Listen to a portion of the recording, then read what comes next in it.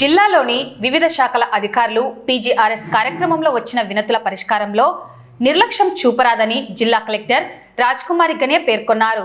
సోమవారం కలెక్టరేట్లోని PGRS hall నందు ప్రజా సమస్యల పరిష్కార వేదిక public grievance redressal system PGRS కార్యక్రమం నిర్వహించారు. ఈ కార్యక్రమంలో జిల్లా కలెక్టర్ రాజ్కుమారి గనియా, డిఆర్ఓ రామునాయక్, ఎస్డీసీలు, డిఆర్డీఏ పీడీ ప్రజల నుంచి అర్జీలు స్వీకరించారు. ఈ సందర్భంగా జిల్లా కలెక్టర్ రాజ్కుమారి గనియా మాట్లాడుతూ రాష్ట్ర ప్రభుత్వం ప్రజా సమస్యల పరిష్కార వేదిక కార్యక్రమానికి అధిక ప్రాధాన్యత ఇస్తుందని, పీజీఆర్ఎస్లో వచ్చిన అర్జీలను నాణ్యతతో పరిష్కరించి బాధితులకు న్యాయం చేయాలన్నారు. అర్జీదారులకు ఇచ్చే ఎండార్స్మెంట్ వారికి అర్థమయ్యే విధంగా స్పష్టంగా ఉండాలన్నారు. అర్జీలు పెండింగ్లో లేకుండా నిర్ణీత గడువు లోపల పరిష్కరించి రీఓపెన్కి తావు లేకుండా చూడాలన్నారు. జిల్లాలో భూ సమస్యలపై ఎక్కువ అర్జీలు వస్తున్నాయని, రెవెన్యూ అధికారులు భూ సమస్యలపై ప్రత్యేక దృష్టి సారించి పరిష్కరించాలన్నారు. ఈ కార్యక్రమంలో జిల్లా నలుమూలల నుంచి వచ్చిన ప్రజలు వివిధ సమస్యలపై 140 అర్జీలు సమర్పించారు. ఈ సమస్యలన్నీ వెంటనే పరిష్కరించాలని జిల్లా కలెక్టర్ సంబంధిత అధికారులకు ఎండార్స్ చేస్తూ ఆదేశాలు జారీ చేశారు.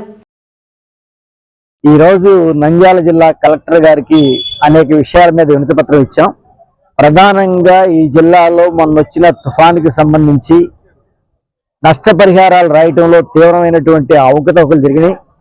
అనేక గ్రామాల్లో సిసిఆర్ కార్డు ఉన్న ఆ కౌలు రైతు పేరు రాయికోకుండా ఈ ప్రాంతంలో ఉన్న గ్రామంలో ఉన్న తలారి చెప్పిన వాళ్ళ పేర్లు వ్యవసాయ శాఖ అధికారులు ఆఫీసులో కూర్చొని రాసి పారేశారు. దాంతో వాస్తవంగా పంటలు సాగు చేసిన వాళ్ళకి నష్టపరిహారం దక్కే అవకాశం లేదు. రెండో విషయం, రాష్ట్ర వ్యవసాయ శాఖ నుంచి కౌలు కార్డు లేకపోయినా, భూ యజమాని కాకపోయినా యాక్చువల్ కల్టివేటర్ అనే పేరుతో 3వ కాలం పెట్టి వాళ్ళందరి పేర్లు రాయాలి అని ఎడిట్ ఆప్షన్ కూడా మా ఆందోళన తర్వాత ఇచ్చారు. ఎడిట్ ఆప్షన్ తీసుకుని వాస్తవమైనటువంటి సాగుదారుల పేర్లు రాయికోకుండా వ్యవసాయ శాఖ వాళ్ళ ఇష్టానుసారం పేర్లు రాశారు. అట్లాగే కొన్ని గ్రామాల్లో వరికి మాత్రమే రాస్తాం, మొక్కజొన్న మిగతా పంటలు రాయమని చెప్పేసి నష్టపోయినటువంటి మిగతా పంటల నష్టపరిహారాలు కూడా నమోదు చేయని సంగతి నంద్యాల జిల్లాలో చూస్తున్నాం. కాబట్టి మొత్తంగా మోందా తుఫాను వల్ల నష్టపోయిన రైతాంగాన్ని ఆదుకునేట్టుగా ఈ జిల్లా యంత్రాంగం ఎన్యూమరేషన్ చేయటంలో కానీ, ఆ పేర్లన్నీ సచివాలయాల్లో వేలాడదీసి చెక్ చేసుకోమంటాం కానీ, లేకపోతే గ్రీవెన్స్ ఇస్తే ఎడిట్ చేయడం కానీ ఏమీ జరగలేదు. చాలా దుర్మార్గమైనటువంటి వ్యవహారం ఈ జిల్లాలో నడుస్తుంది. కలెక్టర్ గారు ఇవన్నీ సరిచేయాలని చెప్పేసి వినతి పత్రం ఇచ్చాం. నంద్యాల జిల్లా వ్యాప్తంగా మొక్కజొన్న, వరి పంటలు వేసినటువంటి రైతాంగం చాలా ఇబ్బంది పడుతున్నారు. రాష్ట్ర ప్రభుత్వం అన్ని రకాల పంటలకు మద్దతు ధరలు ప్రకటించింది. కానీ ఆచరణలో జిల్లాలో ఏ ఒక్క చోట కూడా అవి అమలు కావడం లేదు. ఫలితంగా వర్షాల వల్ల పంట నష్టం జరిగి కొంత నష్టపోయారు. ఈరోజు ప్రభుత్వ నిర్లక్ష్యం కారణంగా పంట కొనుగోలు కేంద్రాలు పెట్టకపోవడంతో ఈరోజు రైతాంగం నష్టపోతున్నారు. అసలు ఈ రాష్ట్రంలో ప్రభుత్వం ఉందా లేదా, ఉంటే ఈ రైతాంగం నష్టపోతుంటే ఈ ప్రభుత్వం ఏం చేస్తుంది? ఒకవైపు పంట నష్టపరిహారం లబ్ధిదారుల లిస్టు ప్రకటించేటప్పుడు గత నెల 30వ తేదీ 37,000 హెక్టార్లో పంట నష్టం జరిగిందని ప్రకటించారు. 5వ తేదీ వచ్చే లోపల 11,448 హెక్టార్లు మాత్రమే పంట నష్టం జరిగిందని చెప్పేసి, అంటే పంట నష్టం ఇచ్చేటువంటి పరిహారంలోనే రైతులు దగా చేస్తుంది ఈ ప్రభుత్వం.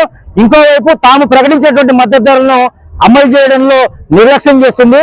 ఫలితంగా ఈరోజు జిల్లా వ్యాప్తంగా మొక్కజొన్న వేసినటువంటి రైతాంగం 40,000 రూపాయలు పెట్టుబడి పెట్టి 20,000 రూపాయలు కౌలు చెల్లించి ఈరోజు వచ్చేటువంటి 15 క్వింటాల దిగుబడితో అమ్ముకున్నామంటే కింటాకు 1,600, 1,700 అడుగుతుంటే ప్రభుత్వం చూస్తూ చోద్యం చేస్తుంది. ఇప్పటికైనా రాష్ట్ర ప్రభుత్వాన్ని ఆంధ్రప్రదేశ్ రైతు సంఘంగా ప్రశ్నిస్తున్నాం. మీకు రైతుల పట్ల అభిమానం ఉంటే మొక్కజొన్న కొనుగోలు కేంద్రాలు పెడతారా లేదా? పెడతామంటే పెడతామని ప్రకటన చేయండి. ఎప్పటిలోగా పడతారు, ఎప్పుడు కొనుగోలు చేస్తారు అనేది స్పష్టమైన ప్రకటన ఇవ్వాలి. ప్రకటన చేయకుండా కాలయాపన చేస్తూ అదిగో బొమ్మ ఇదిగో బొమ్మ అని చెప్పి మాయమాటలు చెప్పి రైతులు మోసం చేయొద్దని చెప్పేసి రైతు సంఘంగా చెప్తూనే ఈ ప్రభుత్వాన్ని వీలైనంత త్వరగా కొనుగోలు కేంద్రాలు పెట్టాలి. మొక్కజొన్నతో పాటు వరి పంట కూడా ముమ్మరంగా కోతలు ప్రారంభమైనాయి. 2 రకాల పంటలకు సంబంధించినటువంటి కొనుగోలు కేంద్రాలు ఏర్పాటు చేయాలా. రైతాంగం పండించినటువంటి మొత్తం పంటను ప్రభుత్వం వెంటనే కొనుగోలు చేయాలా.